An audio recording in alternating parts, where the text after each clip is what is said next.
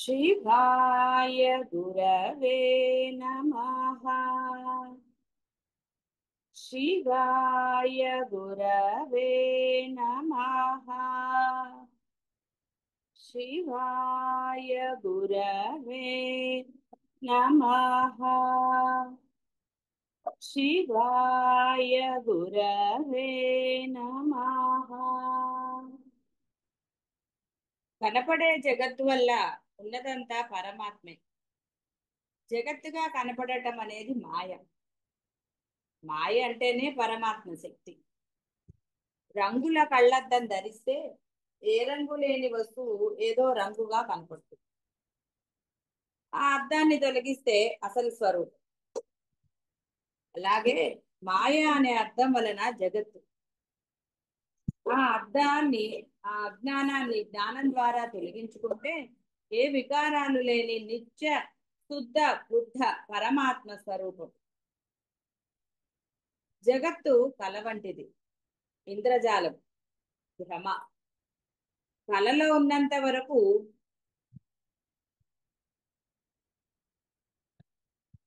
అంతా సత్యమే. తదనుగుణంగా అన్ని వికారాలు కలుగుతూ ఉంటాయి. జాగ్రత్త దశలోకి వచ్చిన వెంటనే కలలోని వికారాలన్నీ అంతరించిపోతాయి. అదే నిర్వికార స్థితి. కళ కళ మెలకువ ఏకకాలంలో ఉండవు కదా. అలాగే అజ్ఞానము జ్ఞానము ఏకకాలంలో ఉండవు. అజ్ఞానం అంటేనే సూర్యుడిని కమ్మిన మేఘం, నీటిలోని కదలిక, ఇంద్రజాలం. నిజంగా ఇవన్నీ లేని వానికి ఉన్నట్లుగా చూపటం అంటే లేని వాటిని చూపటమే ఇంద్రజాలం. పరమాత్ముని ఆ మాయాశక్తి జడమైన జగత్తుకు చేతనత్వాన్ని కలిగిస్తుంది. ధృతరాష్ట్రుడు అవుతాడు. మోక్షం కోసమని అగ్నిహోత్ర అర్చన మొదలైన ధర్మరూపమైన కర్మలని ఆచరించరు, మరికొందరు ఆచరిస్తారు. అప్పుడు ధర్మాన్ని పాపం రూపుమాపుతుందా? ధర్మం చేత పాపం రూపుమాచిపోతుందా? అగ్నిహోత్రార్చన మొదలైన కర్మ మార్గం ఉంది. కొందరు నేరుగా సన్యాసం అవలంబించి మార్గాన్ని వదిలేస్తారు. కొందరేమో క్రమంగా ముక్తి పొందాలని ఉపాసనతో కూడిన కర్మ మార్గాన్ని అవలంబిస్తారు. మొదటి దాని వలన కలిగేది మహాఫలం, రెండవ దాని వలన కలిగేది అల్పఫలం. కర్మ మార్గం అల్పఫలం. ఈ రెండు ఫలాలు ధర్మ రూపమే. ఈ ధర్మం రాగం మొదలైన దోషాల సముదాయమైన పాపం చేత నశిస్తుందా? పాపాన్ని ఈ ధర్మమే రూపుమాపుతుందా? ఈ సందేహాన్ని తీర్చమన్నారు. ధర్మఫలం ధర్మానికి ఉంటుంది అని సనత్జాతులు చెప్తున్నారు. దేని ఫలం దానికి ఉన్నది. ధర్మఫలం ధర్మందు, పాప ఫలం పాపం. సన్యాసము కర్మ మార్గము రెండు పరమాత్మ చెప్పినవే. పరమాత్మ తత్వం చక్కగా తెలుసుకున్న వాణిని ఈ మోక్ష శాస్త్రంలో విద్వాంసుడు అంటారు.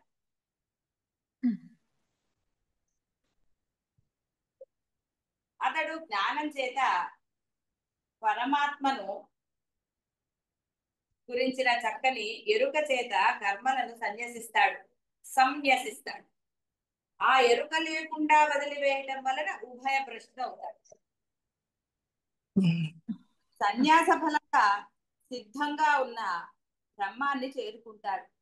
అంటే చేరుకోవడం అంటే బ్రహ్మగా అవుతాడు. ఈ విధంగా ఇది అనన్య సాధ్యమైన ఫలం. అలా కాక దేహి కర్మ మార్గమే అవలంబించినట్లయితే పుణ్యఫలాన్ని పొందుతాడు. ఒకప్పుడు అతనికి తెలియకుండా చేసిన కర్మఫలంగా పాపం కూడా సిద్ధంగా ఉండి అతనికి చేరే ప్రమాదం లేకపోలేదు.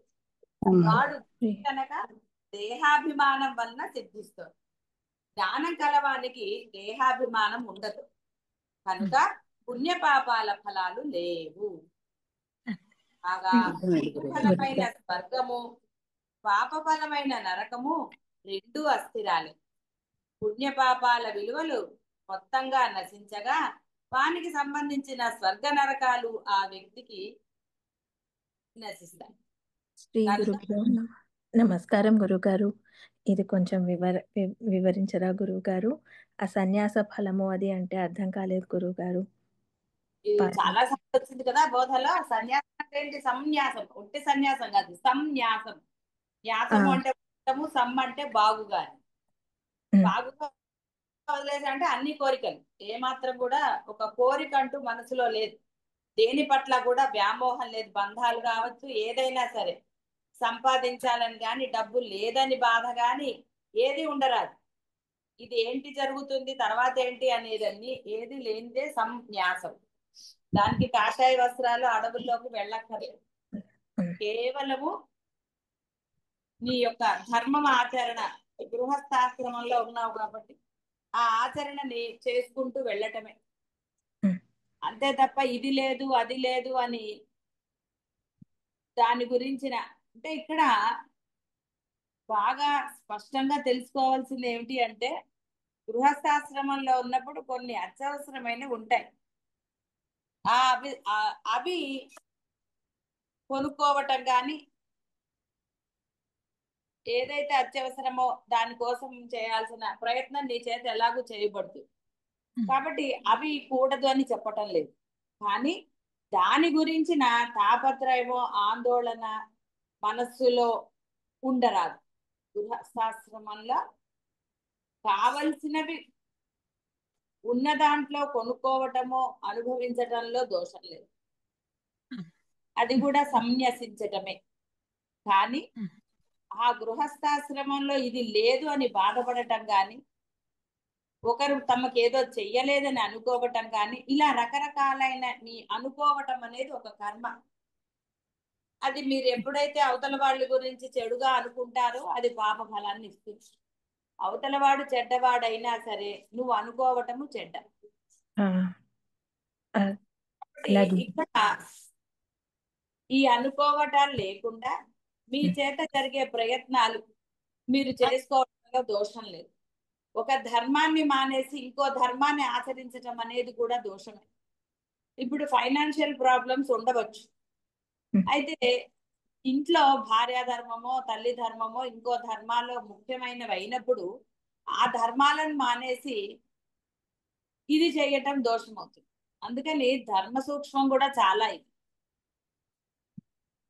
అక్కడ ఏదీ లేదు, పిల్లలు పెద్దగా అయిపోయారు, ప్రాబ్లం ఏమీ లేదు, ఇంట్లో నీ పనులు అంటే ఇంట్లో పనులు చేయడానికి ఓపిక లేదని చెప్పి బయటకు వెళ్ళి ఉద్యోగం చేసి డబ్బులు సంపాదిస్తా అనుకోవటం కూడా దోషమే. ఆ! ఆ! గురు. అవసరం లేదు, నీకు ఫైనాన్షియల్ ప్రాబ్లమ్స్ లేదు, ఉన్నాయి చెయ్యి, కానీ ధర్మాన్ని మానకూడదు. అటు ఉద్యోగ ధర్మాన్ని చేయాలి, ఇటు ఇంట్లోని నీ ధర్మాలు కూడా నువ్వు ఆచరించగలిగే శక్తి నీకున్నదా? లేదా కొన్ని అప్పగించడంలో, పిల్లలు పని చేయించడంలో, భర్తతో పనులు చేయించుకోవటమో భార్య చేత పనులు చేయించుకోవటమో దోషం ఏమీ కాదు. నువ్వు చేయొచ్చు, వాళ్ళ చేత చెప్పి చేయించుకోవచ్చు, ఎవరి పనులు వాళ్ళు చేసుకుంటే అన్ని ధర్మాలు అయిపోతాయి. కాబట్టి ఆ! ఇలా ధర్మము అనేది చాలా సూక్ష్మమైనది. దాని గురించిన భయం అక్కర్లేదు. నిజంగా ధర్మం చేసేవాడికి భయం అక్కర్లేదు. అప్పుడు అసత్యం రాదు. సత్యంగా ఉండేవాడికి భయం ఎక్కడి నుంచి వస్తుంది? రాదు.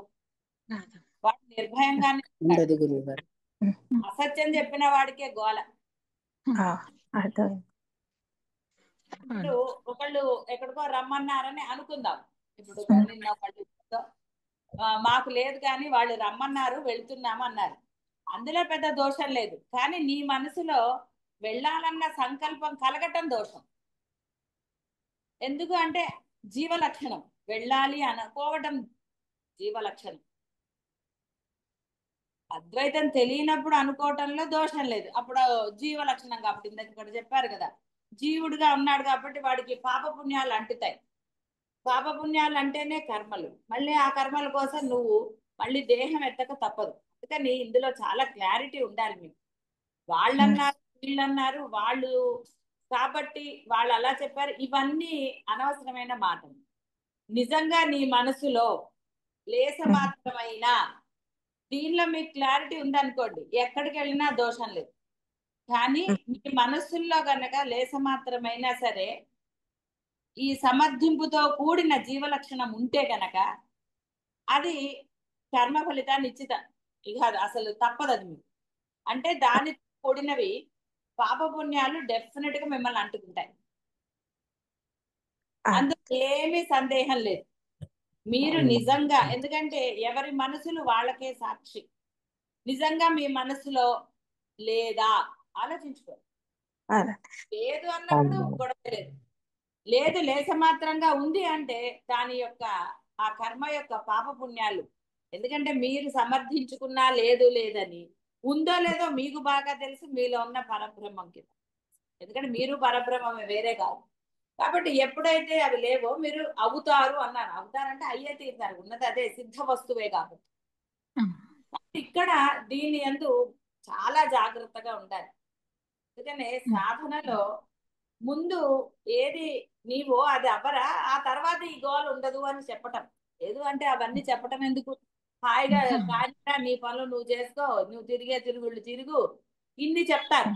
అని అలా చెప్పబడలేదు సాధన మార్గంలో. కృష్ణ పరమాత్మ కూడా దీక్షా నియమాలు పెట్టుకోమనే చెప్పారు. ఆ దీక్షా నియమాల వల్లే నీవు ఈ కర్మ ఫలిత అంటే సంన్యసించవచ్చు బాగా అని చెప్పారు. ఇక్కడ కర్మ మార్గమా సన్యసించటమా అనేది సాధకుడే నిర్ణయించుకోవాలి. వాడు బ్రహ్మంగా ఉండదలుచుకున్నాడా బతికినన్నాళ్ళు, లేదా ఇక్కడ ఉభయ భ్రష్టత్వం అన్నాడు. అటు నువ్వు బ్రహ్మము కాలేవు, ఇటు ఉన్నత జన్మ కోసం అన్నట్టుగా నీకు పుణ్యము రాదు. ఎందుకంటే నువ్వు డివైడ్ చేసుకున్నావు, కొన్ని నావి, కొన్ని పక్క వాళ్ళవి, కొన్ని వేరే వాళ్ళవి, ఇలా రకరకాల డివిజన్స్. దాని వల్లనే మీకు సమర్థింపులు ఇంకోటి వస్తాయి. మీరు ఎన్ని చేసినా ఒకటి బాగా గుర్తుపెట్టుకోండి, మీ మనసుల్లో ఏమున్నదో ఎవరు చెప్పక్కర్లేదు, గురువులు చెప్పక్కర్లేదు, ఎవరు చెప్పక్కర్లేదు. నీ మనసులో ఏంటున్నది అది నీకు బాగా స్పష్టంగా తెలుసు. ఇక్కడ మిమ్మల్ని మీరు సమర్థించుకున్న ఆ యొక్క కర్మ ఫలితం అనుభవించడం. ఎందుకంటే సమర్థింపు అనేది కర్మ అని చాలా సార్లు చెప్పబడింది. అది సంన్యాసం అవ్వదు. అంటే ఆ సా పక్కన సున్నా ఉంటుంది. సన్యాసం వేరు, సంన్యసించడం వేరు. సన్యసించడం సమ్ అనే దానికి చాలా అని చెప్పి ఎన్నోసార్లు అర్థం చెప్పడం జరిగింది. అది నీకు నువ్వుగా, అది ఏ ఆశ్రమంలో ఉన్నా కూడా జరిగి తీరుతుంది. అలా మనకి ఎన్నో కథలు కూడా ఉన్నాయి. ఒక చిన్న పిల్ల, ఆ పిల్లకి సన్యసించడం తెలియకపోవచ్చు, పనమ్మాయిగా ఉన్నప్పుడు వాళ్ళు ఇవ్వటము, ఒక మాంసం అమ్మేవాడు ఎలా ఉన్నాడు, ఇవన్నీ కూడా ఉన్నాయి. ఆ సన్యాసి తన మీద పిచ్చుకలు గూడు కట్టాయంటే అహంకరించాడు. ఆ అహంకారానికి తగ్గ పాపం వచ్చే తీరుతుంది. అహంకారం అనేది ఏదో ఒట్టి మామూలు కర్మ ఏంటి, దానికి ఏమి పుణ్యపాప. ఒక్క నిమిషం. కాబట్టి మీ సాధన అనేది మీకు పుణ్యాన్ని ఇస్తుందా పాపాన్ని ఇస్తుందా అంటే అది మీ చేతుల్లోనే ఉన్నది. ఆ సన్యాసి సన్యాసం పుచ్చుకున్నాడు, గృహస్థాశ్రమం వద్దని. కానీ అహంకారం వచ్చింది. ఆహా నేను ఎంత బాగా తపస్సు చేశాను అన్నాడు. అది జీవ లక్షణం. వాడికి పాపం వచ్చింది. వచ్చి తీర్చుని అదలే సందేహించక్కర్లా.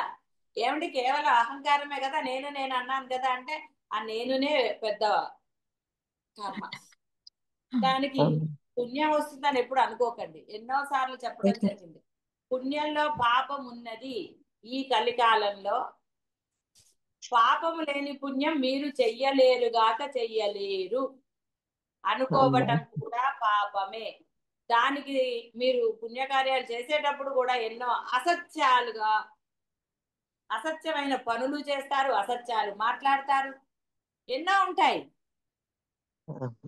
ఇవన్నీ మీరు సమర్థించుకుంటారు కాబట్టి వాటిని వివేక విచక్షణాలతో చూడరు. మీరు కేవలము మీరు అనుకున్నది జరుగుతోంది అన్న ఒక ధీమాలో ఉంటారు. మీరు చేసే పుణ్య కార్యాలనండి ఏదైనా సరే, పాపం లేని పుణ్యం చేశారా, చేయగలుగుతారు. సూక్ష్మంగా చాలా జరుగుతాయి. కాబట్టి అది తప్పించుకోవటానికి అంతే, నేను చెప్పినట్టుగా ఆ యముడు ఇక వాళ్ళందరూ వచ్చేస్తారు. అన్ని లోకాలు వస్తాయి అప్పుడు. ఏ లోకాలకు వెళ్ళినా మళ్ళీ రాక తప్పదు. ఎన్నో నానా యోనులు అన్నాడు. నానా యోనులు అంటే ఎంతటి భయంకరమైన జన్మలో మళ్ళీ మళ్ళీ చెప్పక్కర్లేదు. ఇక్కడ ఆల్రెడీ జరిగినదే. సరే అడిగారు కాబట్టి మళ్ళీ చెప్పడం జరుగుతోంది. కాబట్టి ఇది చాలా జాగరూకతతో ఉండేది. అలాగే దేనివైనా సరే మీ మనసుల్లో ఏమిటి ఉన్నది అసత్యంగా మీ ప్రవర్తన ఉన్నదా? సహజంగా లేకుండా రమణ మహర్షి చాలాసార్లు చెప్పారు నీ సహజంగా ఉండన్నాడు. కోపం వస్తే కోపట్టంలో ఇది చేయటంలో గృహస్థాశ్రమంలో ఉన్నప్పుడు అవి తప్పవు. అన్నిటికీ నేను అన్నాను ఎస్ అనండి అని. ఎందుకు? దీక్షా కాలంలో అనవసరమైన ఆర్గ్యుమెంట్స్ ఉండకూడదు కాబట్టి అక్కడ మీరు మాట్లాడకండి. కాకపోతే ఏం జరగాలో అది జరుగుతుందన్న ధీమాతో ఉన్నప్పుడు, దృఢత్వంతో ఉన్నప్పుడు తప్పకుండా అదే జరుగుతుంది.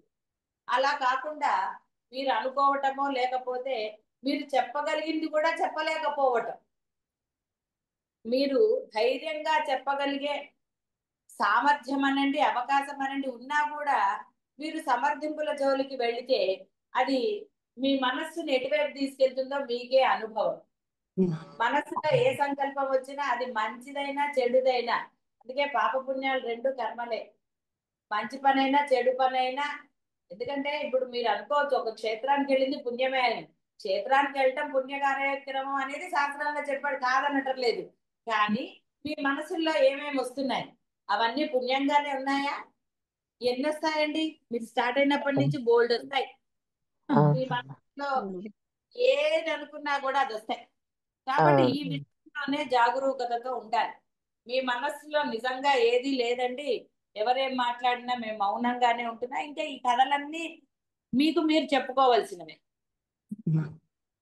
కాబట్టి ఇక్కడ మీరు కర్మలు తెచ్చుకోవడానికి వెళ్తున్నారా, కర్మలు నశింపజేసుకోవడానికి వెళ్తున్నారా అంటే కూడా అది కూడా జీవలక్షణమే. కర్మ అనేది కేవలం జీవుడికే ఉన్నది. జీవుడికి అంటే బ్రహ్మముకి ఇవన్నీ లేవు. పాప పుణ్యాలతో బంధం లేదు, కర్మ లేదు. కాబట్టి అందుకనే జ్ఞాని కర్మ చేసినా చేయనట్టే అన్నారు. కాబట్టి ఇక్కడ గృహస్థాశ్రమంలో ఒకరికి మంచి చెప్పటం కానీ, ఒకళ్ళ మీద అరుచుకోవటం కానీ, కోపం అంటే అవసరం. అది అవసరం అంటే ఇక్కడ ఏదో స్వార్థమైన అవసరం కాదు. గృహస్థాశ్రమం జరగాలి అంటే ఇంట్లో ఉన్న ఎంతమంది ఉంటారో అంతమంది తోటి ఉంటాయి. అందరూ ఒకలాగా ఉండరు, ఒక్కొక్కరి బుద్ధి ఒక్కొక్కరిలాగా ఉంటుంది. కొందరు మంచిగా ఉంటారు, చెప్పుకున్నాం కదా, వింటారు. కొంతమంది వినరు. వాళ్ళకి ఇష్టమైతే వింటారు, ఇష్టం కాకపోతే వినరు. వాళ్ళకి ఇష్టమైనప్పుడు ఒకలాగా, ఇష్టం లేనప్పుడు ఇంకోలాగా, ఇలా రకరకాలుగా ఉంటారు మనుషులు ఉన్న తర్వాత. కాబట్టి ఇక్కడ ఈ ఇష్టాలన్నీ అసత్యాలు. నీవు ఇది గృహస్థాశ్రమం, అందరూ కలిసే దాన్ని ఇది చెయ్యాలి. అలాంటప్పుడు నేను ఈ విధంగానే ఉంటాను, నేనన్నదే కరెక్ట్ అనే మూర్ఖపు వాదన ఉన్నప్పుడు కొంత ఆర్గ్యుమెంట్స్ ఇంట్లో జరగటంలో అసహజత్వం ఏమీ లేదు. ఎందుకంటే మంచి చెప్పేవాళ్ళు ఉంటారు, చెడు చెప్పేవాళ్ళు ఉంటారు. మంచి చెప్పినప్పుడు అవతల వాడు వినకపోతే కొంత ఆర్గ్యుమెంట్ జరుగుతుంది. ఇంట్లో ఒక ఇల్లు శుభ్రంగా ఉండాలి అంటే అందరూ సహకరించాలి. కొంతమందే చేయగలుగుతారు, కొంతమంది చేయలేరు. చేయగలిగిన వాడు చెయ్యాలి. ఎప్పటి పని అప్పుడు చేస్తే ఇల్లు శుభ్రంగానూ ఉంటుంది, ఆర్గ్యుమెంట్స్ ఉండవు. అలా కాదనుకోండి, అన్ని మీరు అందరూ సహజంగా చేసేవే. ఇక్కడ మీరు వేరేగా అనుకోవాల్సిన అవసరం లేదు. మీరు చేయగలిగిన పని మీరు చెయ్యండి. అయితే ఇవన్నీ కూడా డిపెండ్స్. అయితే జ్ఞానిగా ఉన్నప్పుడు ఇవేవి మీకు అంటవు. వాళ్ళతో అరిచినా మీకేమి దోషం లేదు, ఏది చేసినా. అందుకనే ముందు జ్ఞానులు అవ్వండి అని చెప్పటమే అందుకు. ఎందుకంటే లోపల ఏ భావం లేకుండా మీరు ఏ పని చేసినా అది కర్మ కాదు. దానివల్ల మీకు ఏమీ జరగదు. ఎందుకంటే మీరు అసత్యంగా లేరు. బాగా గుర్తుపెట్టుకోండి. మీ యొక్క కోపం అసత్యం కాదు, మీది ఏది అసత్యం కాదు. అది క్షణికంగా ఆ సందర్భానికి. కృష్ణ పరమాత్మ కూడా అదే చెప్పాడు, క్షణికమైనవి ఏవైనా సరే. అయితే ఆ క్షణికమైన మీ యొక్క కోపం కావచ్చు, ద్వేషం కావచ్చు, ఇంకోటి కావచ్చు, ఏదైనా కావచ్చు, నిజంగా మీరు అనుకున్నారా లేక అది ఆ సమయానికి అలా వచ్చిందా అనేది అసలైనది. కాబట్టి నీ మనసు నీకే బాగా తెలుసు, ఎవరు చెప్పక్కర్లా. నిన్ను నువ్వే బాగు చేసుకోవచ్చు, ఎవరో వచ్చి బాగు చేయక్కర్లా. గురువు బోధలు చేస్తారు. నీ మనస్సుని స్థిరంగా ఉంచుకునే ఇది కానీ ఏదైనా సరే మీరు చేసే పనులు మీకే బాగా తెలుసు. కాబట్టి ఇక్కడ మళ్ళీ వేరే వాళ్ళది ఏముంటుంది? ఏమి మీరే దాని గురించి అంటే కేవలం మీ మనసు ఎలా ఉంది, నిజంగా మీరు స్పష్టంగా ఉన్నారా, సత్యంగా ఉన్నారా, నిత్యంగా అని వర్తమానంలోనే ఉన్నారా? కాబట్టి ఇక్కడ ఇవన్నీ కూడా ఎప్పుడు వస్తాయి? జీవుడికి ఈ తలకాయ నేపథ్యం. జీవుడు లేని వాడికి ఎందుకండి? జీవుడికే ఈ గోల్ అంతా. మీరు జీవుడిగా ఉన్నారా, ఎవరు ఉన్నారా అనేది మీకు తెలిసిందే, ఎవరు చెప్పక్కర్లా. దాని గురించిన ఆలోచన కానివ్వండి, ఇంకోటి కానీ ఏది లేదు. అర్థమైంది గురుగారు. కాబట్టి పాదాలు దేహి కనుక దేహాభిమానం వల్ల సిద్ధిస్తుంది. జ్ఞానం కలవానికి దేహాభిమానం ఉండదు కనుక పుణ్యపాపాల ఫలాలు లేవు. ఇది బాగా గుర్తు. గురువు గారు. ఇలా చేసిన కర్మఫలంగా పాపం కూడా సిద్ధంగానే ఉంటుంది. అమ్మా. సిద్ధంగా ఉందంటే అదేం వేరే హచ్ డాగ్ ఫాలోస్ అని ఎన్నోసార్లు చెప్పుకున్నాం. నీ కర్మ యొక్క ఫలితం అది. నేను వేరే వాళ్ళ వల్ల చేశానని నువ్వన్నా, నువ్వు చేసావు కాబట్టి అది నీకు అంటుకుని తీరుతుంది, నీ భాగం నీకు వస్తుంది. అందుకనే మామూలుగా కూడా ఏమంటారు, అవునరా వాడన్నాడు నీ బుద్ధి ఏమైంది అని అడగరు. ఇది అంతే, నువ్వు చేసావు కాబట్టి అసలు ఏమి అనడానికే లేదు అసలు. వాటితో సంపాదించిన స్వర్గము, పాపబలమైన నరకం కూడా రెండు కూడా అస్థిరాలే. అట్టి వ్యక్తి మరలా పూర్వ సంస్కారానికి అనుగుణమైన కర్మంతో కూడుకున్న జన్మలెత్తుతూ ఉంటాడు. కర్మయోగి ధర్మం ద్వారా విద్వాంసుడై జ్ఞాన స్వరూపం తెలిసిన వాడై పాపాన్ని పోగొట్టుకునే అవకాశం కొంత కలిగింది. మీ అందరికీ అదే. దానివల్ల ఎప్పటికైనా కలగవచ్చు అన్నాడు, కానీ కలుగుతుంది అనలేదు. బాగా గుర్తుపెట్టుకోండి. నేను ఇలా చేసుకుంటున్నానండి అని అంటే నీ జీవితం ఏం శాశ్వతం కాదు. నీ దేహం అనేది, దేహంతో కర్మలు చేస్తున్నావు కాబట్టి అది దేహం నశించేది, అస్థిరమైనది. కాబట్టి అలాగా ఎప్పటికైనా అంటే మళ్ళీ నీకు ఏ జన్మలు వస్తాయో నువ్వు ఊహించగలవా, లేకపోతే నీకు తెలుసా? తెలియదు. కాబట్టి జ్ఞానస్వరూపం తెలిసిన వాడైతే పాపాన్ని పోగొట్టుకో అంటే కర్మలని తీసేయచ్చు. అజ్ఞానం వలన కర్మనే అంటిపెట్టుకుని ఉంటే పుణ్యపాపాలు, స్వర్గ నరకాలు, సంసార చక్ర పరిభ్రమణము ఇక తప్పదు. ఆ గతి ఉభయ భ్రష్టుడు అవుతారు. కాబట్టి మీరు ఎక్కడికి వెళ్తారు అనేది గురువుకి అసలు బంధమే లేదు. అసలు గురువుకి చెప్పవలసిన ఆవశ్యకత లేదు. గురువు బోధ చేశారు. మీ మనసులు ఎలా ఉన్నాయి, లేస మాత్రమైనా సరే, ఏదున్నా సరే అది మీరు మీ స్పష్టత మీకే తెలియాలి. ఎందుకంటే అహం బ్రహ్మాస్మి స్థితి మీరు పొందాలి, గురువు కాదు పొందవలసి. మీరు నిజంగా పొందాలని మీరు దృఢ నిశ్చయం చేసుకున్నప్పుడు ధైర్యం మీకు వస్తుంది. ఆ ధైర్యంతో మిమ్మల్ని మీరు వివేక విచక్షణాలతో సరి చేసుకోగలుగుతారు. మీలో లేనప్పుడు వివేక విచక్షణాలు ఎక్కడి నుంచి పనిచేస్తాయి? మీరు సమర్థించుకున్నారు అనుకోండి, సమర్థింపు కర్మనే అని చాలా సార్లు చెప్పబడింది, మళ్ళీ ఇప్పుడు కూడా చెప్పబడుతుంది బోధలు. కాబట్టి ఇక్కడ ఇది చాలా జాగరూకతతో ఉండాలి. అది మిమ్మల్ని ఎప్పటికైనా అంటే ఎప్పుడైతే మీరు సన్యసిస్తారో గృహస్థాశ్రమంలో ఉండి కూడా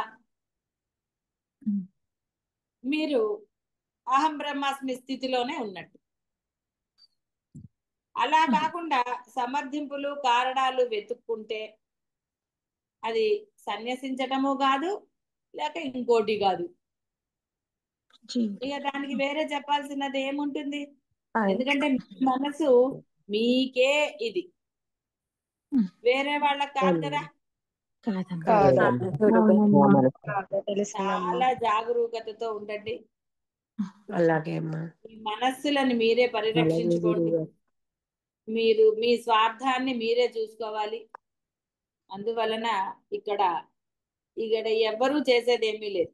గురువులు బోధ చేస్తారు, అడిగితే సలహాలు ఇస్తారు, కానీ మీ మనసు ఏమిటో మీకే బాగా తెలుసు.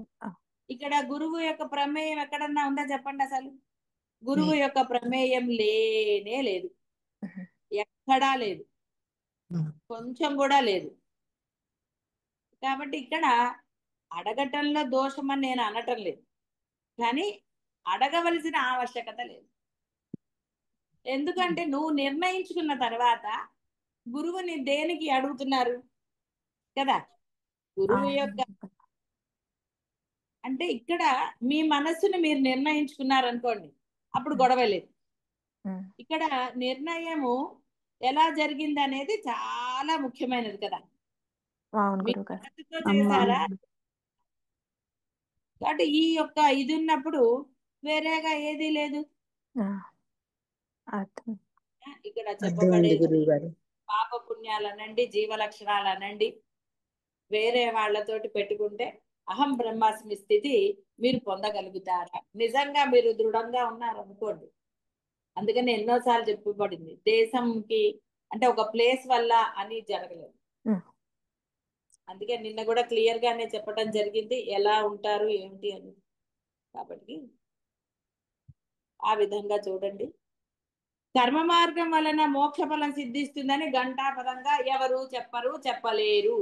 మోక్షం కలిగే అవకాశం ఉంది కనుక కర్మలను వదిలిపెట్టడం కూడా మంచిది కాదు. అంటే నీవు చేయవలసిన ధర్మాలు, ధర్మం అనేది కర్మే కాదనటం లేదు, కానీ ధర్మాన్ని నువ్వు ఆలోచన రహితంగానే చెయ్యాలి. నీ ధర్మాన్ని నువ్వు ఆచరించి తీరాలి.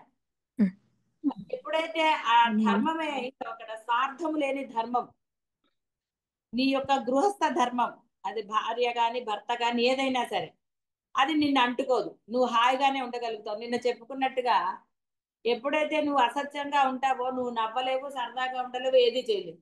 నిజంగా నీ ధర్మం సత్యంగా చేసిన రోజు నువ్వు ఇంట్లో అవతల వాళ్ళు ఎలా ఉన్నా నువ్వు హాయిగానే ఉంటావు. ఉమ్, వాళ్ళు చేసిన పనులకి నీ ఆనందాన్ని నువ్వు పోగొట్టు, అంటే నీ యొక్క సహజ లక్షణమైన ఆనంద స్థితి పోదు. బాగా గుర్తుపెట్టుకో. అసత్యంగా ఉన్న వాళ్ళే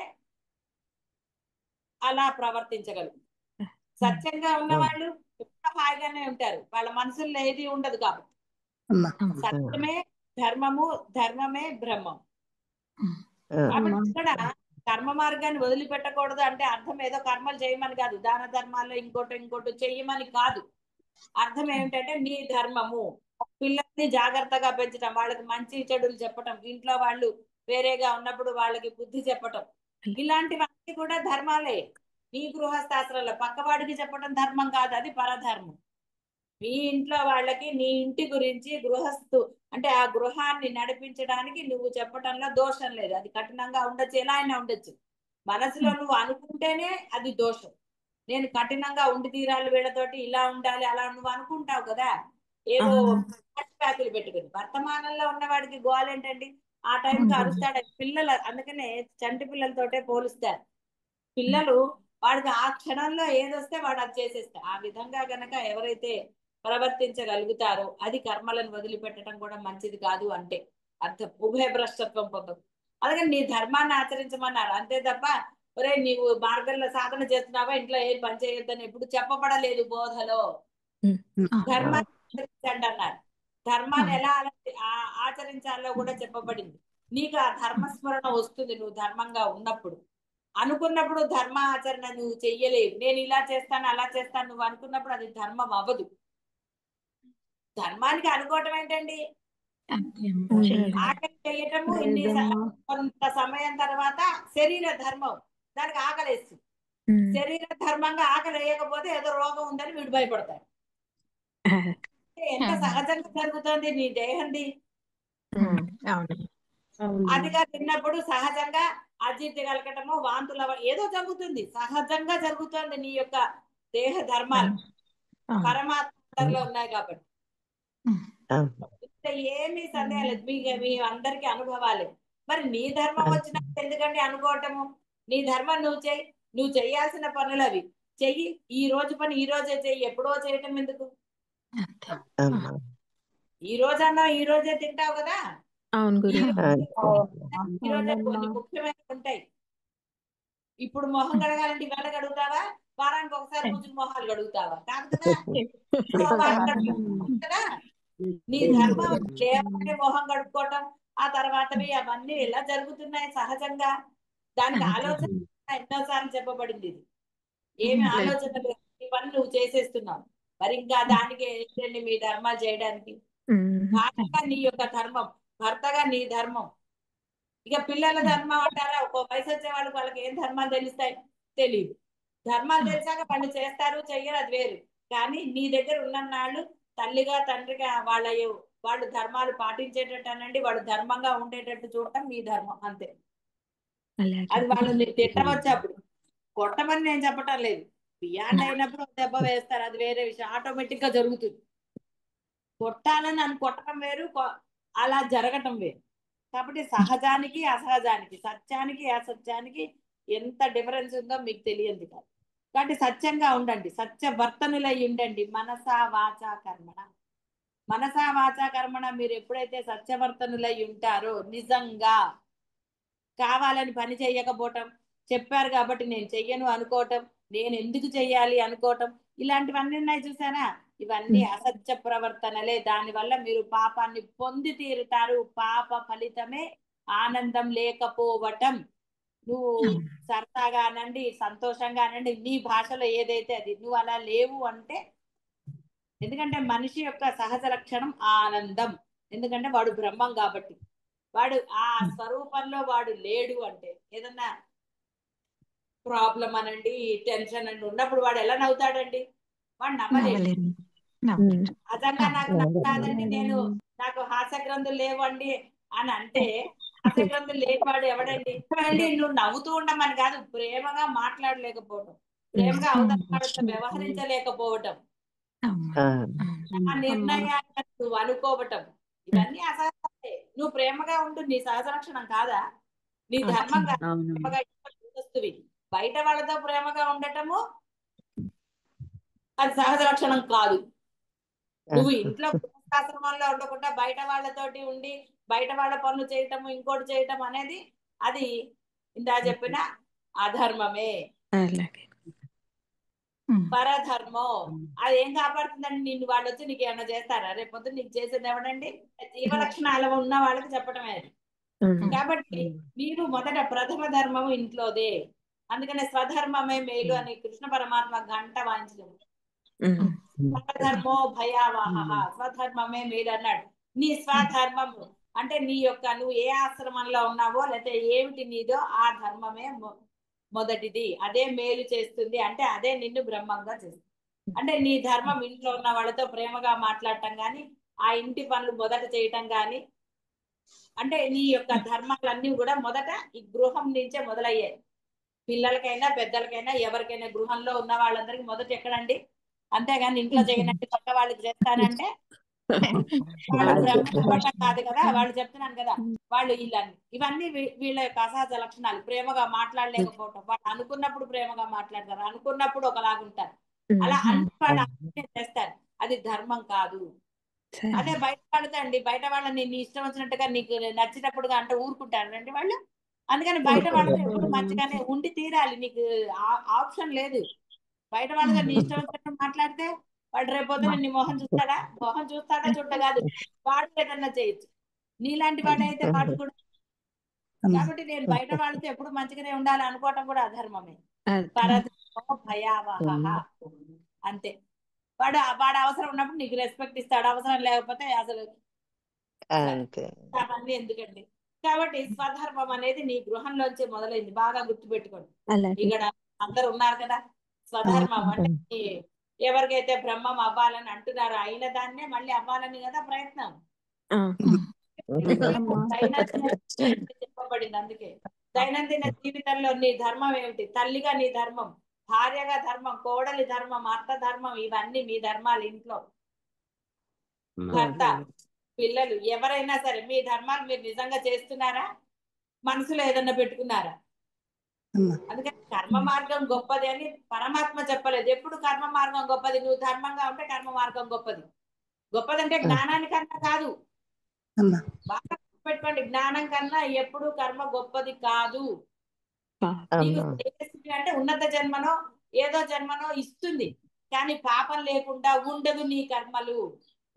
నీ కర్మ పాపం ఉండే తీరుతుంది.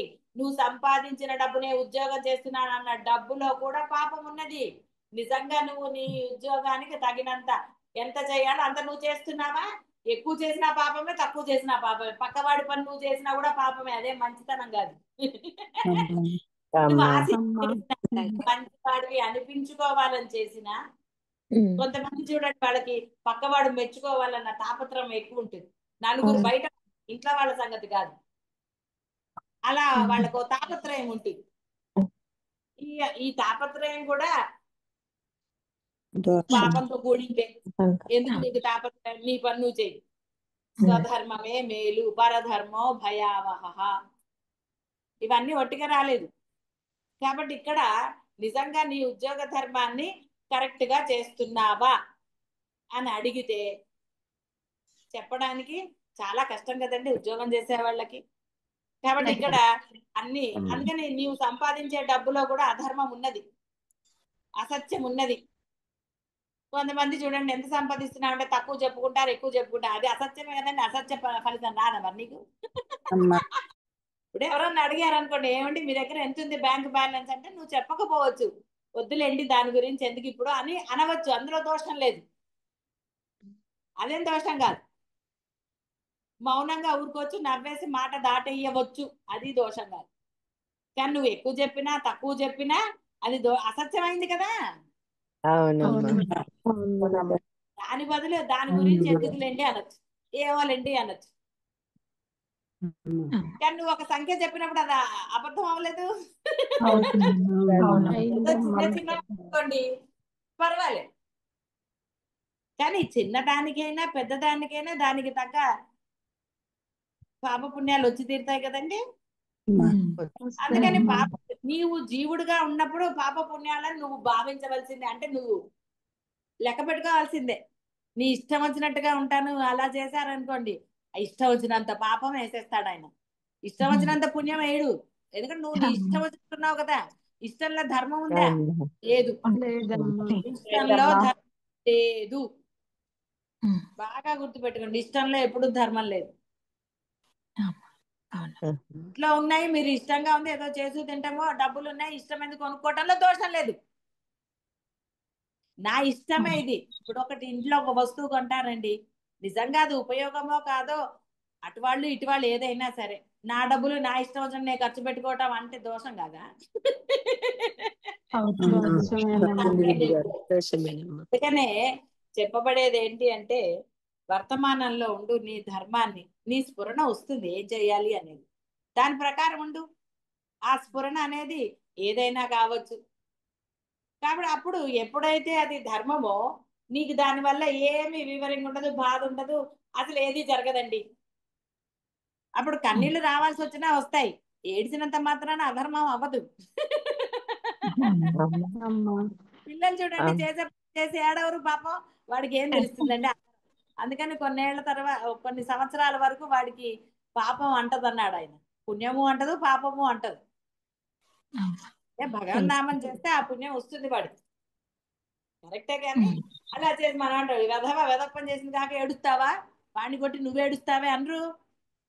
వాడి ప్రొటెక్షన్కి వాడికి ఆ సహజంగా వచ్చింది ఏడుపు. దొంగ ఏడుపులు అయితే తెలుస్తాయి కదండి. అలాగే మీ యొక్క దుఃఖము నిజమైనదా ఏంటనేది ఆ సమయానికి రావాలని పరమాత్మ నిర్ణయిస్తే దుఃఖం రాక ఏమవుతుందండి. కొంతమంది ఏడవాలనుకున్నప్పుడల్లా ఏడుస్తారు, అందరికి అలా ఏడుపులు వస్తాయా? అదే నాకైతే ఏడుద్దామన్న ఏడుపు రాదు ఒక్కొక్కసారి. యాక్షన్ చేద్దామన్నా కూడా అది భలే కష్టంగా ఉంటుంది. ముందు లోపల నుంచి ఏం యాక్షన్ చేయాలో అర్థం కాదు. ఎలా ఏడుస్తామండి యాక్షన్ గా? అది వస్తుంది, సహజంగా వచ్చినప్పుడు వస్తుంది అంతే తప్ప యాక్షన్ చేద్దాం ట్రై చేద్దాం అంటే ఎలా వస్తుంది చెప్పండి? అది అందరికీ నటన అందరికీ వస్తుందా చెప్పండి? అంటే ఏడుపు నటన నేను చెప్పేది, వేరే నటన. నవ్వటం అనుకోండి ఒట్టిగానే నవ్వొస్తుంది, కానీ ఏడుపు చెయ్యాలి అంటే ఎంత కష్టం అండి. ఆ నటన చేసే వాళ్ళు కూడా ఎక్కువసేపు ఏడవమంటే ఏడుస్తారా? కాసేపటికి అవి పోనే పోతాయి.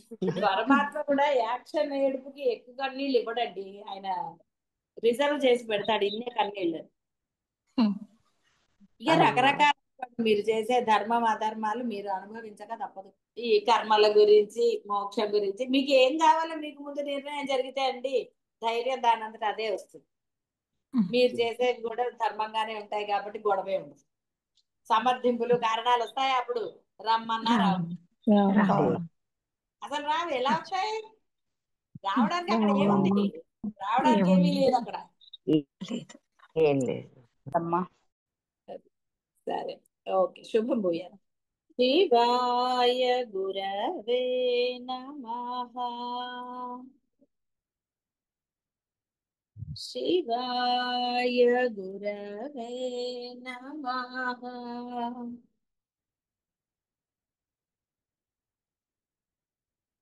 శివాయ గురవే నమః.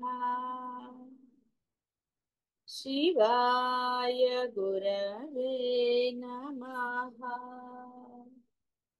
శివాయ గురవే నమః.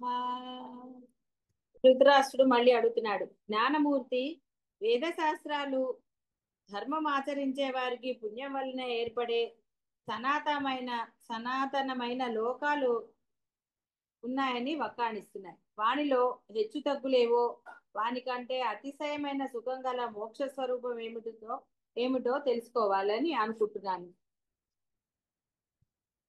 ఈ పనికి మాలిన కామ్యకర్మలను గురించిన సంగతి నాకు అక్కర్లేదు. లోకాల తారతమ్యాలను, ఆ లోకాలను మించిన మోక్ష సామ్రాజ్యపు స్థితిగతులను నాకు బోధించండి అని అడిగాడు ఆయన. కామ్యకర్మలు పనికి మాలినవని అనేశాడు బోధ జరిగాక. రాజా విను, ఒక బలవంతుడు మరొక బలవంతుడిని మించడానికి శక్తియుక్తులన్నీ వినియోగిస్తాడు. అలాగే యమ నియమాదుల వ్రతాలలో గట్టి పట్టుదల కలిగి కృషి చేసిన వారు మరణించిన తర్వాత బ్రహ్మలోకంలో ప్రకాశిస్తారు. యజ్ఞం మొదలైన ధర్మాలలో స్పర్ధ గల వారికి ఆ యజ్ఞయాగాదులే జ్ఞాన సాధనాలు అవుతాయి. అట్టి సగుణ బ్రహ్మవేత్తలు ఈ లోకపు బంధాలు తెంచుకొని స్వర్గలోకానికి చేరుకుంటారు. వేదాలను చక్కగా చదివిన వారు వేదం చెప్పింది కనుక ఆయా ధర్మాలను దేనిని అపేక్షించకుండా చేస్తూ ఉంటారు. వారు ఒక విధంగా బహిర్ముఖులు, మరొక విధంగా అంతర్ముఖులు. ఆత్మయందు వర్ణాన్ని, ఆశ్రమాన్ని, వయస్సును, అవస్థాదులను అభిమానిస్తారు. వీరు బహిర్ముఖులు అన్నారు. కాబట్టి అన్ని బాహ్య విషయాలే కనుక వాని యందు వారు ప్రవృత్తి కలిగి ఉంటారు. ఇహ అంతర్ముఖులు ఎలా అవుతారంటే వేదం మీద నమ్మకం ఉంచి దానిని అనుసరిస్తారు. ఏ వాంఛలు లేని వారే అంతర్ముఖులు. వీరి విషయం పెద్దగా పట్టించుకోకర్లేదు. మొట్టమొదటిది యమ నియమాదులు అనేది ఉత్తమం. ఆత్మజ్ఞానం కోసం పాటించే ధర్మం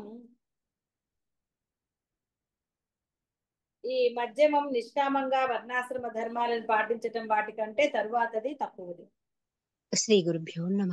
పాదాభివందనాలమ్మా. అదొక్కసారి మళ్ళొకసారి చెప్పారమ్మా. అది ఇప్పుడు మీరు చదివింది అమ్మా. మధ్యమం యమ నియమాదుల వ్రతాలు అంటే యమ నియమాదులు దేనికోసం పెట్టుకుంటారు? మామూలు బాహ్యమైన వ్రతాల కోసం కాదు కదా. యమ నియమాదులు దేనికోసం పెట్టుకుంటారో అది ఉత్తమమైనది. అది అద్వైతానికి కావచ్చు, దేనికైనా సరే. అంటే నువ్వు ఒక ధర్మం చేస్తున్నప్పుడు, ఒక వ్రతం చేస్తున్నప్పుడు దానికి ఏదైతే ఉన్నాయో నియమాలు, నిష్టలు అవి నువ్వు పెట్టుకు తీరాలి. అప్పుడే ఆ వ్రతం ఉత్తమ ఫలితాన్ని ఇస్తుంది. అందుకే ఉత్తమమైనది అన్నారు. మొదటిదైన ఏదైతే ఉన్నాయో యమ నియమాదులు గట్టి పట్టుదల కలిగి కృషి చేసేవారు. మరణించిన తర్వాత బ్రహ్మలోకం అన్నాడు.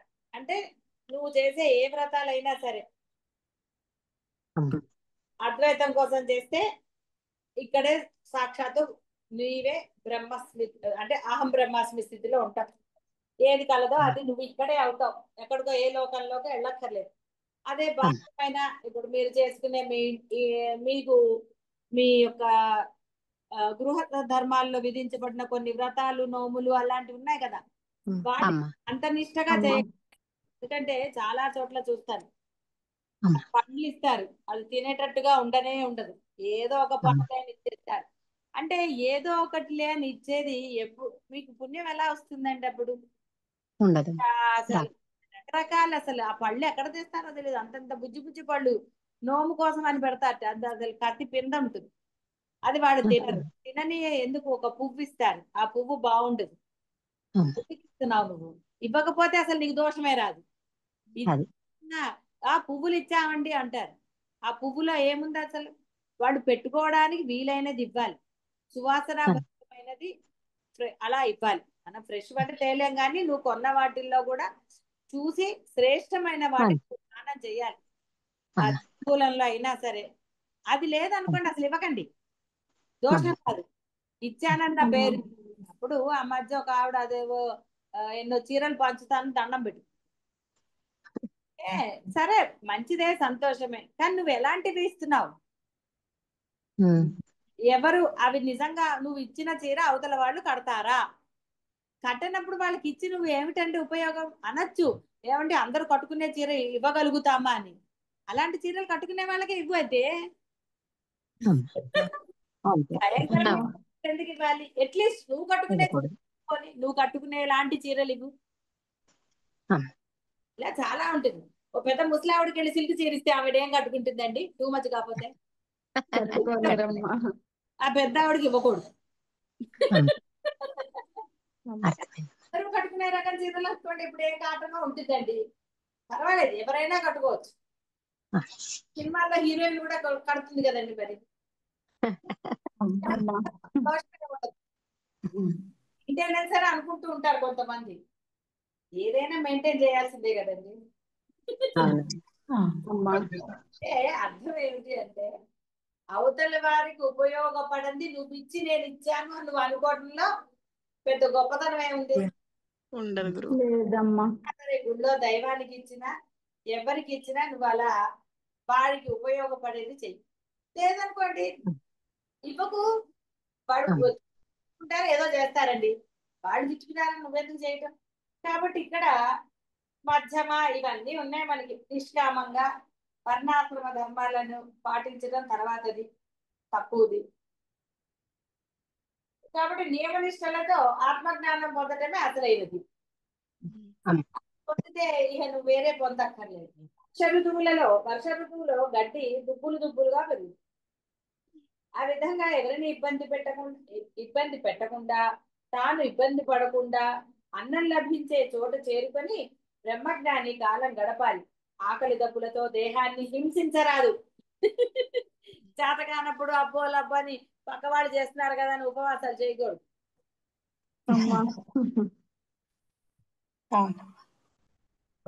పక్కవాళ్ళు తింటున్నారు కదా అని తినకూడదు ఆయాసం వచ్చేటట్టుగా. అది ఏది పడుతుందా? పక్కవాళ్ళు తింటున్నారు కదా, లేదా ఫ్రీగా వస్తుంది కదా అని లోపల వేయకండి.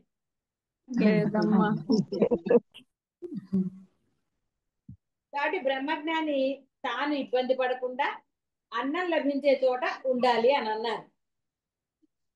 అంటే ఇక్కడ గడ్డి ఎక్కడైతే ఉంటుందో అక్కడ అది దానంతటా అది పెడుతుంది. మీరేం దానికి విడిగా చేయక్కర్లా,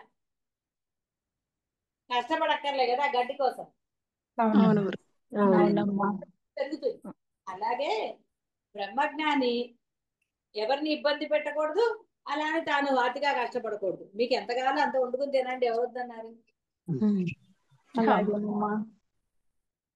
ఆకలి దప్పులతో దేహాన్ని హింసించరాదు. అలో లక్ష్మణ అంటే ఏం చేస్తారండి? ఎందుకంటే పని పడలేక తీరి కూర్చుని తిన్నదా. బ్రహ్మజ్ఞాన కలవాడు గొప్పలు చెప్పుకోడు, ఏదో విశిష్టత ఉందని భావించాడు, వాడే శ్రేష్ఠుడు. తనకి ఏ విధమైన శుభము కలుగని ప్రదేశంలో ఉన్నా, భయం కలిగించే స్థితిలో ఉన్నా అతని దారి అలాగే ఉంటుంది. ఎక్కడికి ఏమిటండి, మీరు ఎంత భయపడితే మాటకి ఏమి చెప్పండి.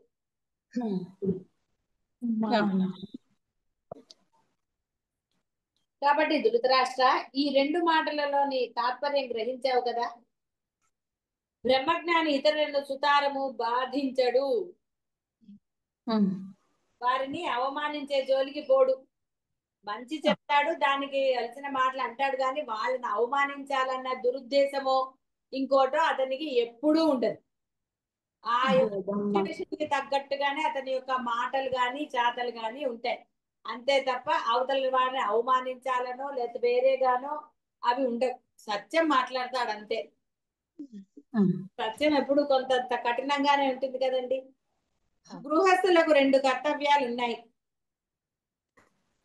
ఇతరుల ఉన్నతిని చూసి మనస్తాపం చెందకూడదు. బ్రహ్మస్వం తినరాదు, అంటే తనకు మాత్రమే వండుకుని తినరాదు. వాళ్ళకో ఎవరికో ఒకటి కొంత పెట్టడం నేర్చుకోవాలి. స్వయంగా తానది తానే అంటే ఇంకా ఇతరులకు ఇచ్చే ప్రశ్నే లేదు. ఇంటికి ఎవరిని పిలవం మేము, ఒకరికి పెట్టాం, ఏమి పెట్టాం, నేను వండుకున్నది నేనే తినాలి. ఇవి రెండు కూడా అంటే పక్క వాళ్ళని చూసి వాళ్ళ ఇంట్లో ఉంది కదా అని మీరు కొనుక్కోకూడదు, వాళ్ళకి లేదు అమ్మ కదా అని కొనుక్కోకూడదు, అబ్బా వాళ్ళకి లేదు మనం కొనుక్కుందాం గొప్పగా అనుకోకూడదు, కంపారిజన్స్ ఉండకూడదు. అలాగే బ్రహ్మస్వం తినరాదు. గృహస్థు తన ఇంటిలో వండిన అన్నానికి ఇద్దరు అధికారులు. మొదటివాడు యతి, రెండవ వాడు బ్రహ్మచారి. కాబట్టి ఇక్కడ వారిది వారికి పెట్టకుండా తినటం దోషం. కనుక బ్రహ్మజ్ఞాని ఇతరుల ఉన్నతిని సహించగలవాడుగా, బ్రహ్మస్వం తినని వాడుగా అయిన గృహస్థు ఇంట్లో మాత్రమే, అంటే ఈ యొక్క జ్ఞాని గురించి చెప్తున్నారు అక్కడ తినాలి అని. మరికొంత స్పష్టంగా చెప్పాలంటే అసూయ లేనివాడు, శ్రద్ధ కలవాడు పెట్టిన అన్నమే మోక్ష ధర్మంలో ప్రవర్తించేవానికి తగినది. అమ్మ ఇక్కడ మోక్ష ధర్మంలో ప్రవర్తించే వానికి అన్నారు. ఇప్పుడు పూర్ణత్వం పొందిన వాళ్ళకి అది ఏది అయినా, ఇప్పుడు మీకు అప్పుడు ఒక కథ చెప్పాను. ఒక సన్యాసి ఒకరింటికి వెళ్ళిన తిన్నప్పుడు అతనికి దొంగతనం చేయాలన్న మాట, అంటే మనసులో ఆలోచన కలిగింది. వెంటనే అతను కొంత ఒక స్థితిలో ఉన్నాడు కాబట్టి వెంటనే అతను ఏమిటి నాకు ఇలా కలిగింది అని ఆ యొక్క గృహస్థుని అడిగాడు, ఏమిటి ఎక్కడి నుంచి తెచ్చారు ఇది అన్నాడు. కాదు కాదు ఏదో ఉండే ఉంటుంది పదండి షాప్ కని. షాప్ వాడు ఏమన్నాడు, ఎవడో దొంగ అమ్మాడండి ఈ బియ్యం అని. చూసారా, అంటే ఒక దొంగిలించబడిన బియ్యాన్ని తిన్న వాడికి అలా ఉంటే మరి మామూలు మానవుడి పరిస్థితి ఏమిటి అన్నారంటే, అందుకని యమ నియమాదులు ఉత్తమమైనవి అన్నారు. అందుకని అప్పుడు కొన్ని నియమాలు పెట్టుకోవాలి. బయట తినటం మానేయాలి, ఎక్కడంటే అక్కడ తినటం మానేయాలి. ఎందుకు? శుచి శుభ్రత అంటే అర్థం ఏమిటి? హోటల్కి వెళ్ళొచ్చు కాదనటం లేదు. ఎప్పుడు నువ్వు నిష్ట పొందాక ఎక్కడికి పోయినా ఏది తిన్నా దానివల్ల నీకు ఎటువంటి ఉద్వేగాలు ఉద్విగ్నతలు ఇవి కలగవు నీకు. అమ్మా అలాగే అమ్మా. కానీ అవ్వకుండా వెళితే వస్తాయి, లోపల నుంచి రావండి. ఏమంటారండి ఈ అన్నం అస్సలు బాగాలేదు, అసలు ఫుడ్డే బాగాలేదంటే ఎంత ఆశగా వచ్చా ఆకలి వేస్తుంది అసలు. ఏదో వెంటనే పెళ్లికి వెళ్తే ఇలాంటి భోజనం పెట్టారంటారు. వాళ్ళు ఏం చేస్తారండి, పిలిచిన వాళ్ళు ఉండలే కదండి, రజోగుణం అలా వస్తుంది. సరే ఇలా రకరకాలు. అందుకని యమ నియమాదులు అన్నారు. కృష్ణ పరమాత్మ కూడా చెప్పాడు యమ నియమాదులు ఉండాలి అని. అలాంటి వాళ్ళలో బ్రహ్మత్వ త్రికాబులో కాలని అంటే ఆ దాంట్లో దొరికిపోతుంది. అంటే నువ్వు అందులోనే ఉండలేవు కాబట్టి యమ నియమాదులు. ఉండగలిగిన వాళ్ళకి వేరే నిష్టలు ఎందుకండి, నియమాలు ఎందుకు? అందుకని ఆ పూర్ణత్వం పొందే వరకు కూడా నీవు ఆ విధంగా అందుకనే బయటికి ఎక్కడ వెళ్ళి తినకండి. ఇప్పుడు దీక్షలు తీసుకున్నప్పుడు ఎవరిళ్ళకి వెళ్ళకండి, ఎక్కడ భోజనాలు చేయకండి. మీ ఇంట్లో మీరు వండుకుని మీకు కావాల్సింది ఇంట్లో వాళ్ళు వండిందే తినండి అని ఎందుకు చెప్తారంటే ఇందుకోసం. శుచి శుభ్రత పాటిస్తూ ఏది లేకుండా. అమ్మ కడుపు కక్కుర్తికి కుక్క తాను కక్కిన అన్నాన్నే తింటుంది. పాండిత్యం ప్రదర్శించి బ్రతుక కోరే సన్యాసులు అటువంటి వారు. ఎంత భయంకరం అంటే పాండిత్యాన్ని ప్రదర్శించి, అంటే అది డబ్బుగా చేసుకునేవారు, ఆశించేవారు. అందుకని ఎప్పుడు గురువు గారు మీరు మాకు ఎంత ఇస్తున్నారు అందుకనే మీకు పెడుతున్నాం అనకండి. అమ్మ అమ్మ అమ్మ అందుకనే ఎప్పుడు సద్గురువులు, అద్వైతం బోధించే గురువులు ఎప్పుడు ఆశించరు.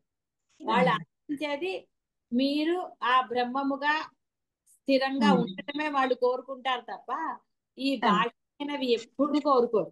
వాళ్ళకి దాంతో అసలు ఇదే లేదు. అందుకనే మిమ్మల్ని కూడా మనసుల్లోంచి ఆలోచన తీసేయమని చెప్తాను. ఆ సమయానికి మీరు అనుకుంటే అప్పుడు సంగతి అప్పుడు జరుగుతుంది. ముందర నుంచి ఆలోచన ఇంకోటో మీరు పెట్టుకోకండి చెప్పేదే అందుకు.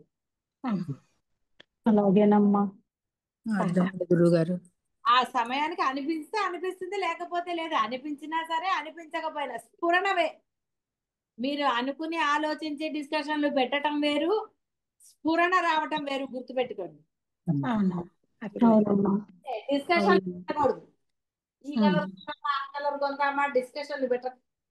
కాబట్టి యోగ బుద్ధిని తెలియజెప్పే ప్రయత్నం చేయకూడదు. యోగ బుద్ధి అంటే ఏకత్వం, పరమాత్మకు అభిముఖంగా ప్రసరించాలి, పతితాత్మల వైపుకు పారకూడదు. అటువంటి ప్రకటనలు అహంకారాన్ని అందలం ఎక్కిస్తాయి. ఇవన్నీ అహంకారం కాదండి. అప్పుడు పొద్దున చెప్పలేదా, నా తల మీద పక్షి గూడు కట్టింది ఎంత గొప్పవాడిని. కానీ నీ ప్రగల్భాలు అర్జునుడు లాగా అబ్బో నేను చేయనండి, నా వాళ్ళు చచ్చిపోతారు, ఎందుకు నాకు ఆ రక్తం కూడా అక్కర్లేదు అని ఏవో డైలాగులు కొట్టాడు. అమ్మా అన్నాడు. కాబట్టి ఎందుకు వచ్చిన ప్రగల్భాలండి, పనికి మాలిన ప్రగల్భాలు, అహంకారాలు. అవును.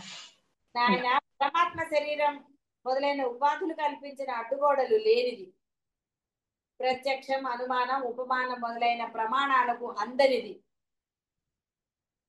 అంతటా నిండి ఉన్నది కనుక కదలటానికి విడిగా చోటు లేదు.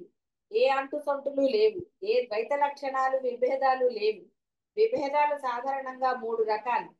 మొదటి దాన్ని సజాతీయం, ఒక నరునికి మరొక నరుడు సజాతీయుడు. పరమాత్మకు ఆ సజాతీయ భేదం లేదు, ఎందుకంటే పరమాత్మలు ఇద్దరు ఎక్కువ మందో లేరు కనుక. నరులకు పశువులతో ఉండే భేదాన్ని విజాతీయం అంటారు. పరమాత్మ వంటిది మరి ఒక జాతి లేదు కదా, కనుక విజాతీయ భేదం కూడా లేదు.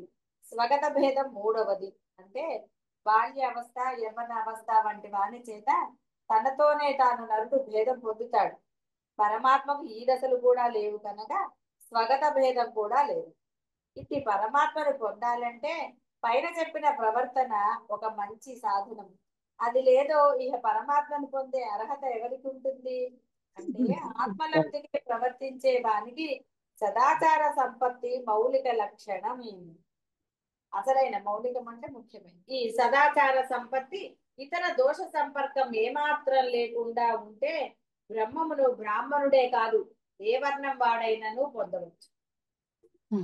అన్ని అనార్థాలకు మూల కారణం అజ్ఞానం, అంటే అది కాని దానిని అదిగా భావించటం, సత్యాన్ని అసత్యంగా చెప్పటం, అసత్యాన్ని సత్యమనటం.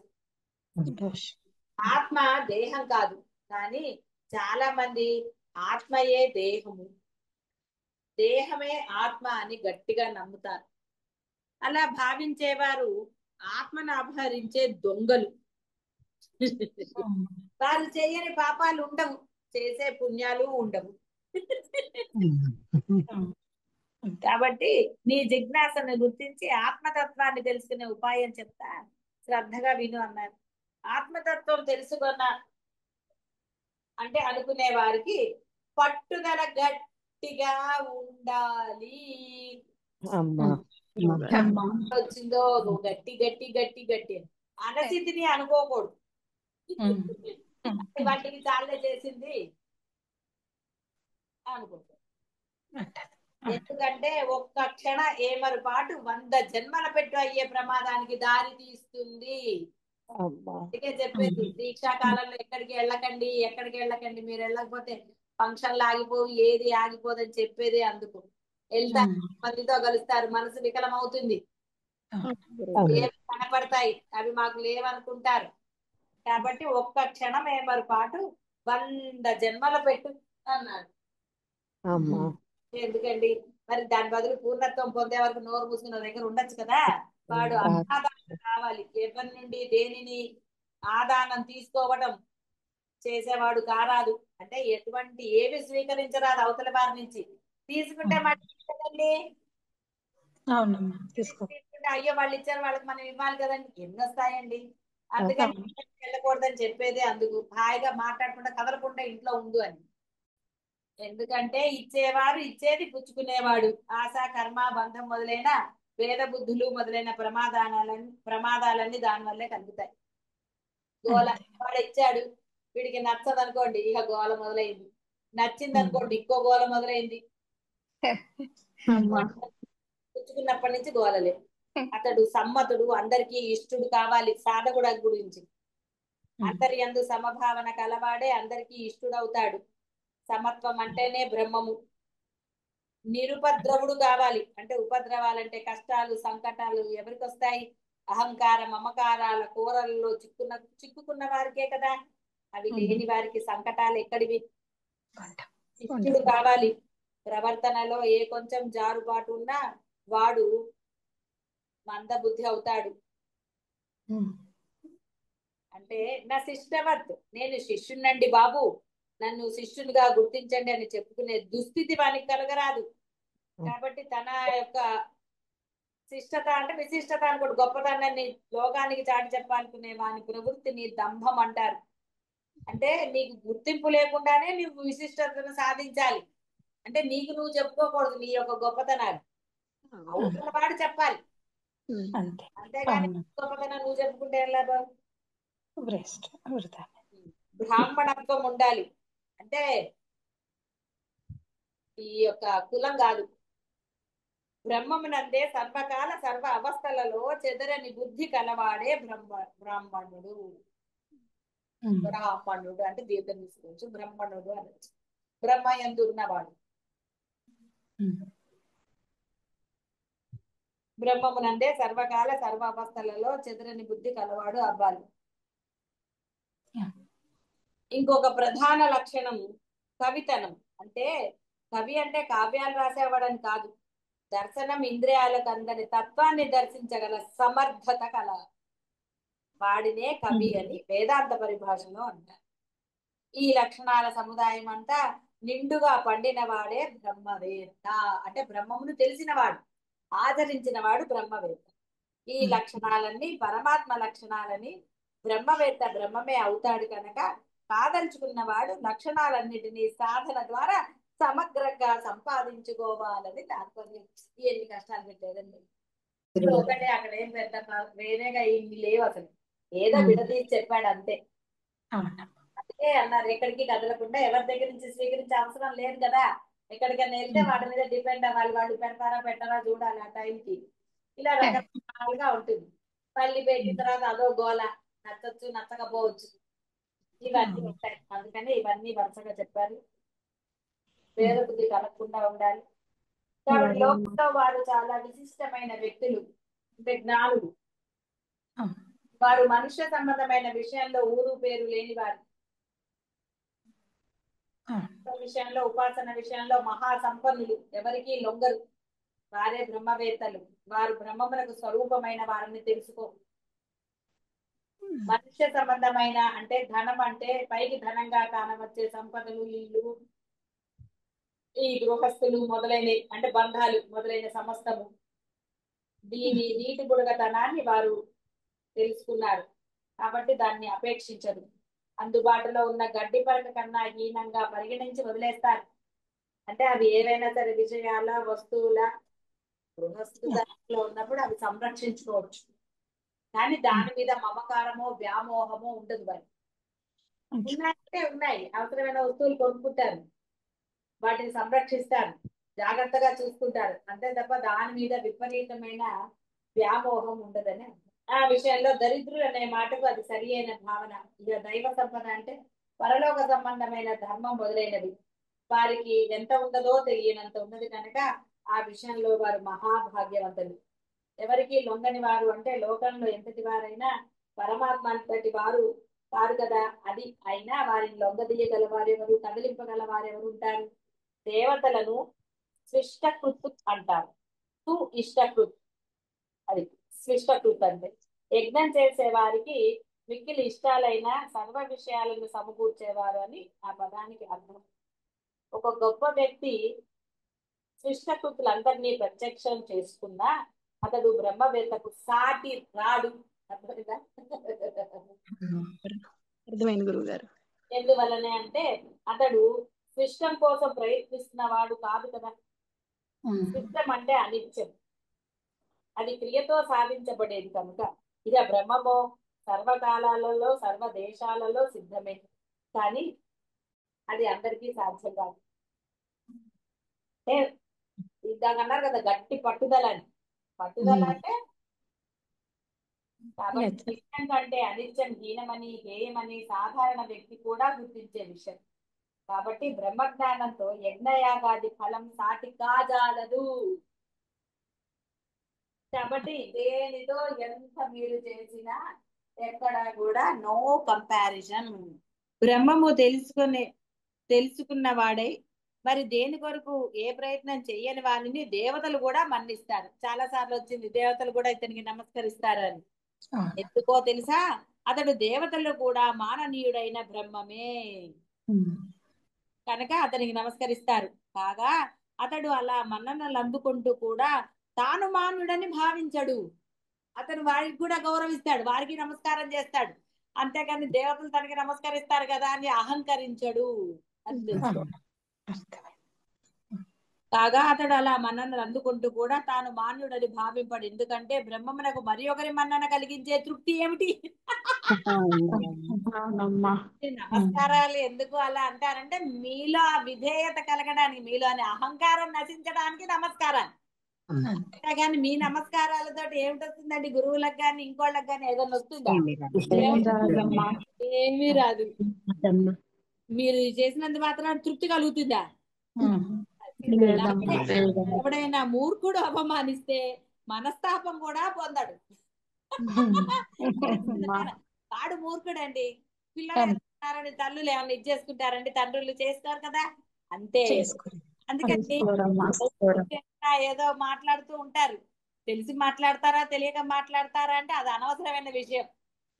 ఎలా మాట్లాడాలో తెలియని వాళ్ళనే మూర్ఖులు అంటారు. వాడు ఏదో అంటాడు ఎందుకంటే తాను మూర్ఖుడు కాబట్టి అందరు మూర్ఖులే అని వాళ్ళ భావం ఉంటుంది కదా, పచ్చకామెర్ల వాడికని. అందుకని వాడు మొన్న చెప్పుకున్నాం కదా, ఎవరి దగ్గర ఏది ఉంటే అదే ఇస్తారు. నేను చేయగలిగింది నేను చేశాను, వాడికి దుష్టబుద్ధి కాబట్టి వాడు అవే చేస్తాడురా, దాంట్లో ఏముంది అన్నారు.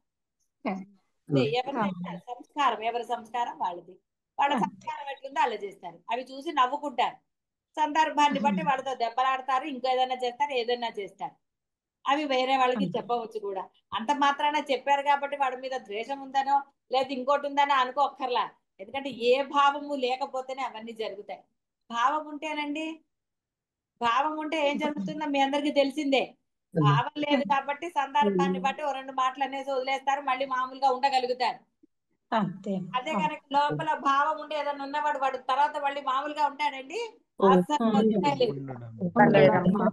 సరే, మూర్ఖులు మామూలుకి తేడా తెలియదా? మూర్ఖులు అయితే దాన్నే పట్టు కూర్చుంటారు. నేను చూసినా పట్టుకున్న కుందేలకి మూడే కాళ్ళు, మూడు కొమ్ముల మూడు కాళ్ళు లేదు అంటారు కదా. అలా ఏదో ఉంటుంది. ఎందుకంటే వాడు మూర్ఖుడు, వాడు అలాగే ఉంటుంది. కాబట్టి నిజంగా అది గృహస్థ ధర్మంలో అనుకోండి, మరి వేరే వారికి ఇబ్బంది కలుగుతుంది అదే అనుకున్నప్పుడు అవతల వాళ్ళు చెప్తారు. చెప్పినా వినకపోతే ఏం చేస్తారండి? మూర్ఖుడు కాబట్టి వదిలేస్తారు. అది గృహస్థ ధర్మంలో కాబట్టి చెప్పడంలో దోషం లేదు కాబట్టి చెప్తారు. సామవేద దాన దండోపాయాలన్నీ వాడాల్సిందే అప్పుడు. సందర్భాన్ని వాడతారు. అవసరాన్ని బట్టి వాడరు జ్ఞానులు, సందర్భాన్ని బట్టే వాడతారు. ఎందుకంటే వాళ్ళకి ఎప్పుడు కూడా భేదం రాదు, దండము రాదు. అవి ఎప్పుడు వినియోగించుకోవాలో అప్పుడే వినియోగిస్తారు. వాళ్ళు ఎప్పుడు సామంగానే ఉంటారు, సామర్థ్యంగానే ఉంటారు. కాబట్టి మూర్ఖుడు అవమానిస్తే మనస్తాపం కూడా ఉండదు. బ్రహ్మవేత్త మాన అవమానాలకు అతీతంగా నిశ్చలంగా ఉంటాడు. ఇది అది కూడా పట్టించుకుంటే అతను బ్రహ్మవేత్త ఎలా అవుతాడండి? మూర్ఖులతో అన్న మూర్ఖులు అన్న మాటలు పట్టించుకుంటారండి? ఎన్నోసార్లు బురదలో రాయేస్తే మీ మీదే పడుతుంది. అవసరం లేనప్పుడు వేయకండి. అవసరం ఉన్నప్పుడు బురదలో రాయి, బురదలో దిగాల్సి వస్తుంది మరి ఒక్కొక్కసారి. కాళ్ళు చేతులు కడుక్కోవాలి. బ్రహ్మజ్ఞాని ఒకవేళ తను ఎవరైనా గొప్పగా భావించి ప్రశంసిస్తే అది విద్వాంసుల స్వభావంగా భావిస్తాడు. అతని దృష్టిలో కన్ను మూతపడటం తెరుచుకోవటం ఎటువంటిదో ఈ ప్రశంస కూడా అటువంటిదే.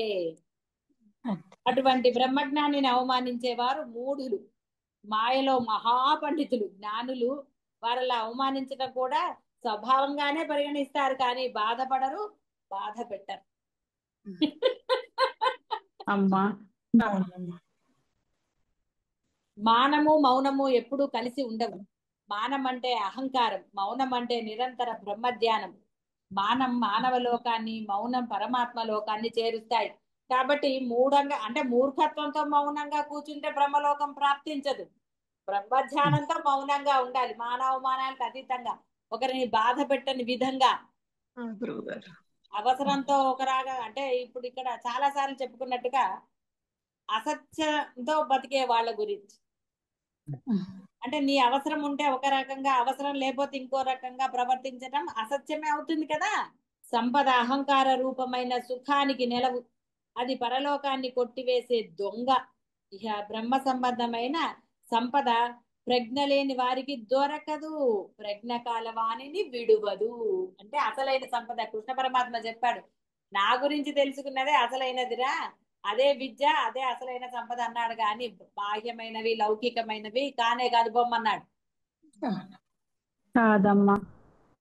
బ్రహ్మానంద ఆ బ్రహ్మానందానికి కొన్ని దారులున్నాయని జ్ఞానులు చెప్తారు. వానిని మిక్కిలి మెలకువతో, అటెంటివ్నెస్,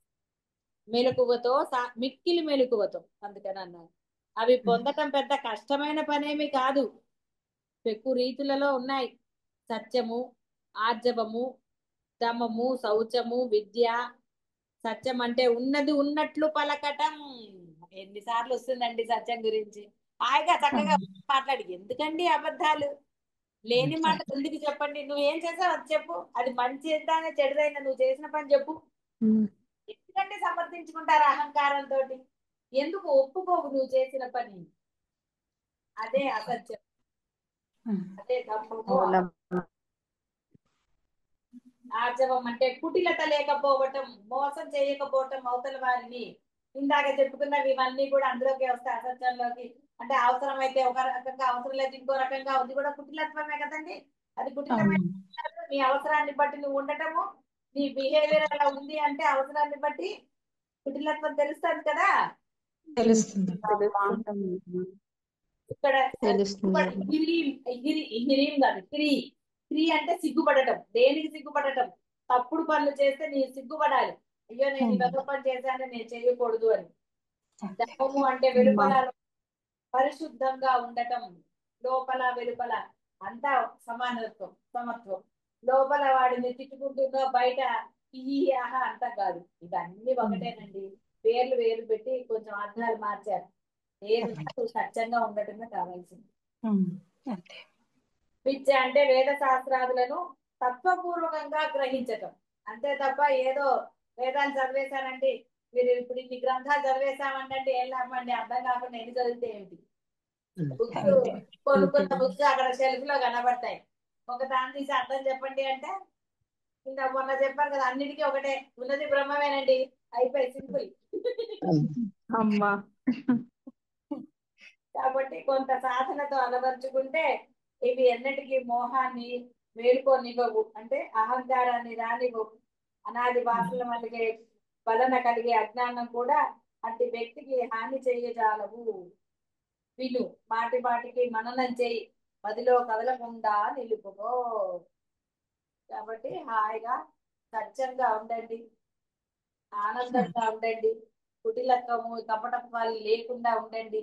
మీకున్నాయి కాబట్టి అవతల వాళ్ళు చేసేది కూడా మీకు అలాగే అనిపించవచ్చు. రంగుల కళ్ళద్దాలు ఇద్దరునైనా వచ్చింది, కళ్ళద్దాలు రంగు పెట్టుకుంటే లోకం కూడా అలాగే కనపడుతుందని. వాటి బుద్ధి ఎలా ఉందనుకోండి, చాట్ నేనే కాదు వాడి బుద్ధి కూడా అంతే అని అంటాడు. వాడికి అలాగే అనిపిస్తుంది, వాడు దానికి తగ్గట్టుగా సమర్థింపు కూడా చేస్తాడు. చూసావా అందుకనే అది ఇది అంటాడు. వాడిని అనుకోనివ్వండి, మీకేం బాధ. అంతే. అలాగేనమ్మా. మీరు బ్రహ్మంగా ఉండాలి అంటే మీరు ఎలాంటి లక్షణాలు ఉండాలో మీకు తెలిసింది కాబట్టి ఆ విధంగా ఉండండి. శుభం పూజ. సరే.